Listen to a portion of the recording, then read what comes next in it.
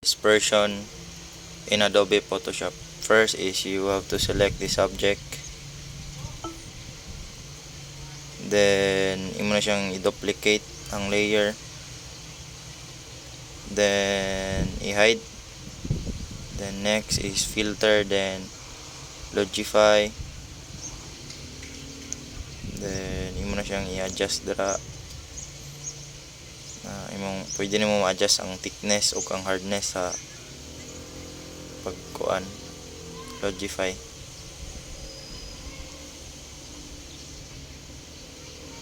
Nara siya. Then, if mauman na nimo og adjust, just click OK or enter.